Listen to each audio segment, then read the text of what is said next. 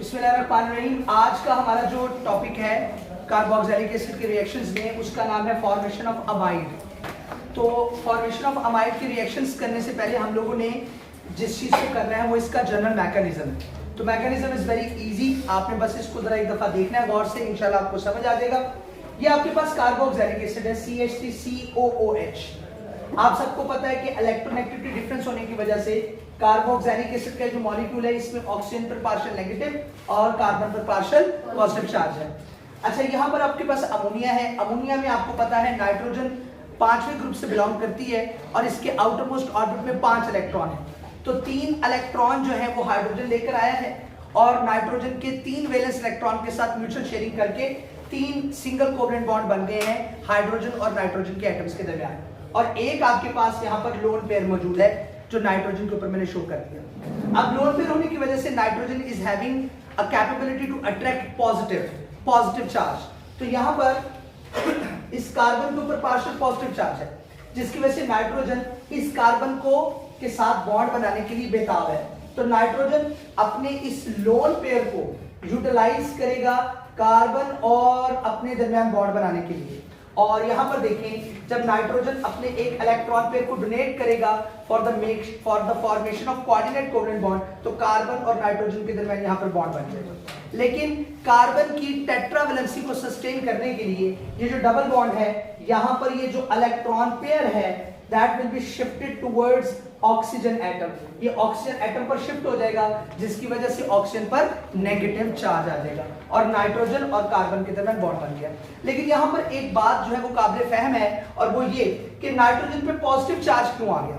जब electron pair as a lone pair nitrogen के पास मौजूद था, तो नाइट्रोजन जब इस अपने एक लोन पेयर को डोनेट करती है कार्बन की तरफ कि वो कोऑर्डिनेट कोवेलेंट बॉन्ड के जरिए कार्बन के साथ बॉन्ड बना सके, तो nitrogen will become electron deficient after the formation of bond between nitrogen and carbon atom. That's why वो इलेक्ट्रॉन डेफिशिएंसी इस नाइट्रोजन पर पॉजिटिव चार्ज बनकर अपीयर हो जाती है। अब इसी रेडिकल को आप यहाँ पर ले लीजिए। अब प्रॉब्लम क्या है कि nitrogen is a non metal and it is carrying positive charge. तो नाइट्रोजन को हर सूरत में अपने ऊपर आए हुए पॉजिटिव चार्ज को खत्म करना है। उसको वो कैसे खत्म करेगा? नाइट्रोजन के साथ 3 हाइड्रोजन जुड़े हुए थे by the mutual sharing of 3 electron pairs. तो अब ये देखो, अगर यहाँ पर हम लोग नाइट्रोजन और हाइड्रोजन के बॉन्ड को खत्म कर दें, तो ये जो इलेक्ट्रॉन पेयर है ये वापस नाइट्रोजन के पास चला जाएगा और नाइट्रोजन के ऊपर जो पॉजिटिव चार्ज है वो खत्म हो जाएगा।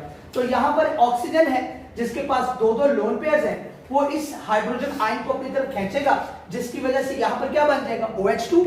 और यहाँ पर ये जो पॉजिटिव चार्ज, ये जो हमारे पास इलेक्ट्रॉन पेयर है, नाइट्रोजन के पास वापस चला जाएगा, जिससे इसका पॉजिटिव चार्ज खत्म हो जाएगा। लेकिन अगर ये हाइड्रोजन यहाँ पर जा रहा है, तो इस हाइड्रोजन को इस ऑक्सीजन के साथ अटैच करने के लिए भी हमें इलेक्ट्रॉन पेयर चाहिए, जो कि ऑक्सीजन प्रोवाइड करेगा। और जब ऑक्सीजन एक लोन पेयर प्रोवाइड कर देगा हाइड्रोजन को for the sake of formation of coordinate covalent bond, तो यहाँ पर वाटर तो बन जाएगा, लेकिन oxygen will become electron deficient. That's why इसके ऊपर कौन सा चार्ज आ जाएगा? पॉजिटिव चार्ज आ जाएगा। उसके बाद लास्ट स्टेप में क्या होता है कि ऑक्सीजन भी एक नॉन मेटल है, बल्कि second best highly electronegative element है। तो ऑक्सीजन अपना इस बॉन्ड को कार्बन के साथ तोड़ देगी, जिसकी वजह से इलेक्ट्रॉन पेयर ऑक्सीजन के पास आ जाएगा और वाटर बन के अलग हो जाएगा और ऑक्सीजन पर पॉजिटिव चार्ज खत्म हो जाएगा। अब क्या होगा? ये जो नेगेटिव चार्ज है ये दोबारा से कार्बन और ऑक्सीजन के दरमियान आ जाएगा, डबल बॉन्ड बन जाएगा। एक तरफ NH2 ग्रुप अटैच है और दूसरी तरफ CH3 ग्रुप अटैच है। This is called as acid amide. इस हम कंपाउंड को क्या बोलते हैं? Acid amide. तो ये था हमारे पास फॉर्मेशन ऑफ अमाइड का मैकेनिज्म।